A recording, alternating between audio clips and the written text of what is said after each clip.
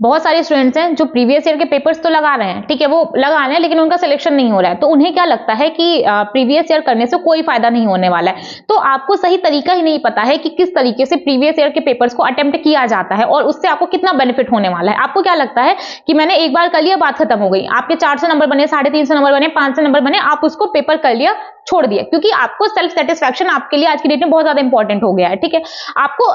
उसको नहीं करना है, आपको सिर्फ एक टीचर ने आपको बता दिया पुराने साल का पेपर उठाओ उसको कर लो, ठीक है, आपको ने कर लिया, वहीं पे बात खत्म हो गई। ये तरीका नहीं होता है, इसलिए आपको फायदा नहीं मिल पा रहा है। आपको करना किस तरीके से है, मान लो आपने पेपर उठाया, सबसे पहले तो आपको टाइम फिक्स करना है जो कि आपके एक्चुअल नीट के पेपर का टाइम होने वाला है, यानी कि 2 बजे से लेके 5 बजे तक। आपने पेपर लिया, पेपर में 3 तरीके क्वेश्चन आपको देखने को मिलेंगे, एक वो जो आपको आ रहा है, ठीक, एक वो जो आपको आ ही नहीं रहा है, तीसरा वो जिसमें आपको डाउट है। और यही जो डाउट वाले सवाल होते हैं, जो जिसमें भी आपको डाउट होता है, वही आपको लेके डूबता है। आप क्या करते हो, आपको डाउट आया किसी क्वेश्चन में, ठीक है, आपको क्वेश्चन से इतना ज्यादा लगाव हो जाता है, अभी जब आपका टेस्ट चल रहा है, जब आप अपने घर पे हो, आप उस क्वेश्चन को छोड़ नहीं पाते। आपको 50-50% चांस है, आपको क्या लगता है कि मैं इसको सॉल्व कर लेता हूं, मेरा नंबर 4 नंबर बढ़ जाएंगे। आप ये नहीं सोच पाते अगर आपका सवाल गलत हो गया तो आपके 5 नंबर कट जाएंगे, ठीक है। तो आपको क्या करना है, जिस भी सवाल में डाउट आए आपको इसको सर्कल करिए, आगे बढ़िए, जब पूरा पेपर कंप्लीट हो जाए, जब दोबारा पेपर क्रॉस चेक करने आइए, अगर आप अब इस सवाल के जवाब को लेकर श्योर हो तो आप आंसर करिए, अगर आप श्योर नहीं हो तो इसको छोड़ दो। और जब आप अपने पेपर का एनालिसिस कर रहे हो तो सबसे ज्यादा जो आपको ध्यान देना है, इसी डाउट वाले सवाल पे आपको सबसे ज्यादा ध्यान देना होगा, कि जिस सवाल में आपको डाउट है सबसे ज्यादा आपको ध्यान उसी सवाल पे देना है। क्योंकि बच्चे क्या करते हैं, जो सवाल सही है उसको चेक नहीं करेंगे, उनके माइंड में एक चीज सेट हो गई है कि पेपर एनालिसिस का मतलब जो सवाल अपना गलत हो रहा है सिर्फ उसी को ऑब्जर्व करना है, उसी को चेक करना है। ये गलत तरीका है, ये तरीका नहीं होता है।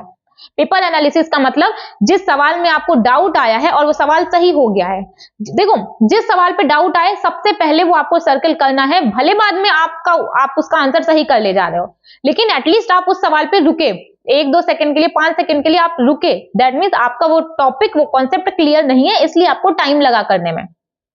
तो जब भी आप रुको,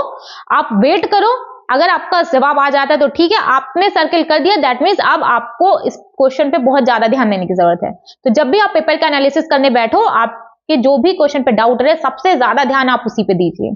ठीक है। इसके बाद आपको क्या करना है, आपके मान लीजिए आप पेपर दे रहे हो, ठीक है, आपको कम से कम 5 से 8 साल तक का, पिछले 5 से 8 साल का पेपर करना है।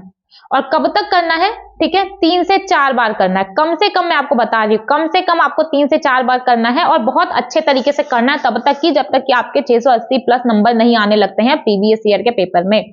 आप ये बात समझिए, आपके इतने नंबर, आप बताओ इतने नंबर आने क्यों जरूरी है, क्योंकि आप अपने घर पे पेपर दे रहे हो, सब कुछ आपके अकॉर्डिंग है, कोई प्रेशर नहीं है, अच्छा इन्वायरमेंट है, सब कुछ है। आपके अगर अपने घर पे 680 नंबर नहीं आ रहे हैं तो आप कैसे एक्सपेक्ट कर सकते हो आपके नीट के पेपर में आप कितने अच्छे मार्क्स आ जाएंगे।